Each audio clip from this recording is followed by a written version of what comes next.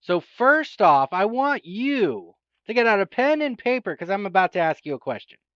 And the question is related to central and local authentication.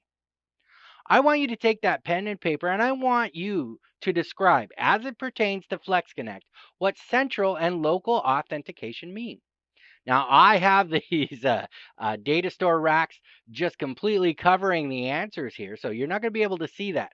But I want you to go ahead and pause your video as you write these down. Once you're finished writing things down, go ahead and unpause your video, and then I'll reveal the answer. All right, so hopefully you had enough time to get all the information you needed. Here we go. I'm going to unearth the first answer. So with central authentication, a FlexConnect AP authenticates clients through a wireless LAN controller.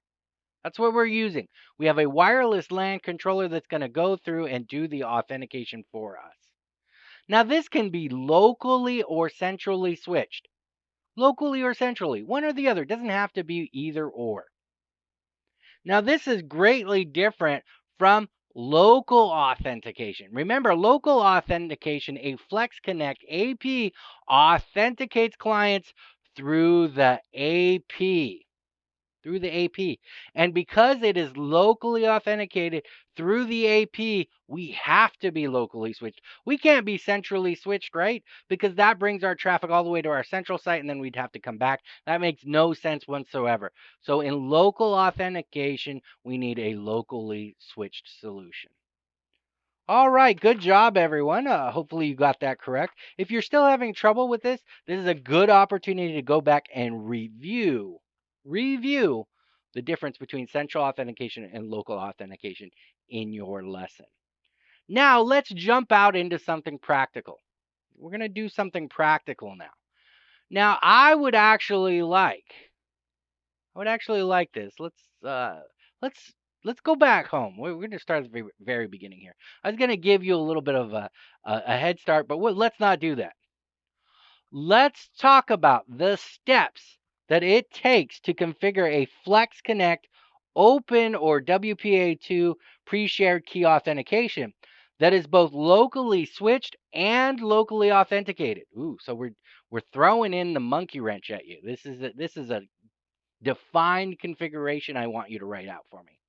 So either pull up your environment and go through the steps without making any changes, just look through it and figure it out, or write down on a piece of paper how you would start this configuration.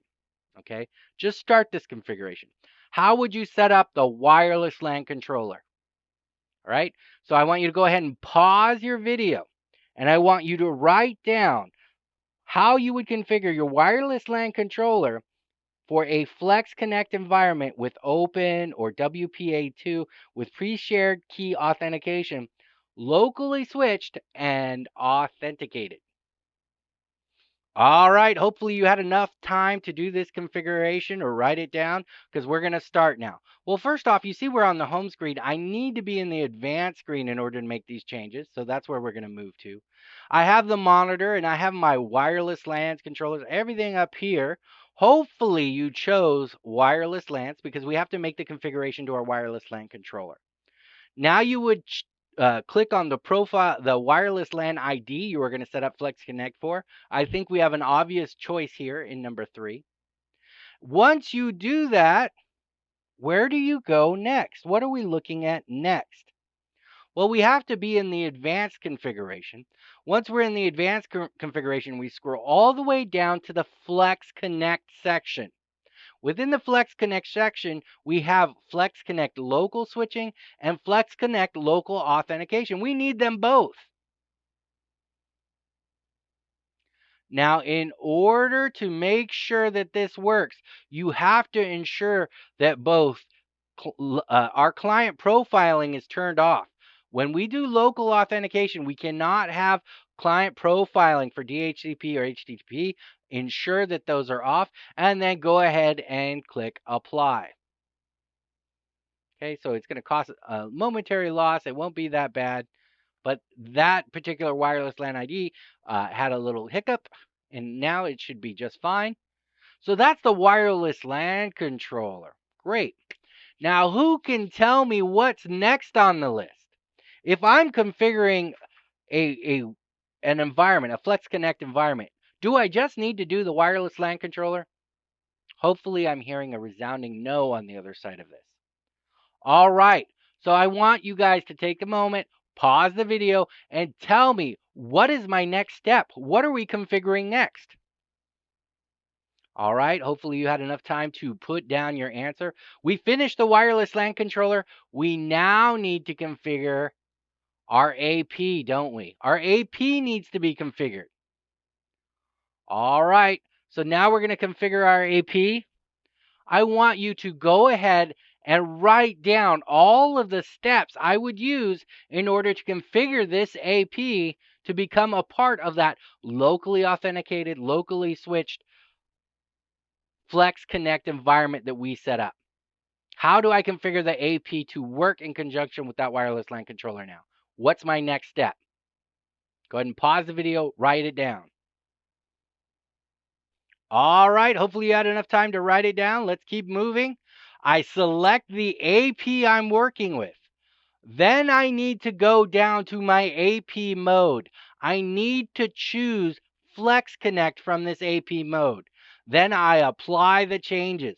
Now this AP is working within FlexConnect mode. I then go to the FlexConnect window. The FlexConnect window. And now I can make the changes for my environment. I need to choose the correct VLAN for my environment, the native VLAN. Take a look at our VLAN mappings. So if in case this was 12, I would select 12 for my native VLAN and make sure it matched in my environment. All right, folks, I hope you enjoyed this exercise. In this exercise, we actually configured a FlexConnect Open or WPA2, whichever one you wanted, locally switched and locally authenticated environment. All right, everyone. Bye for now.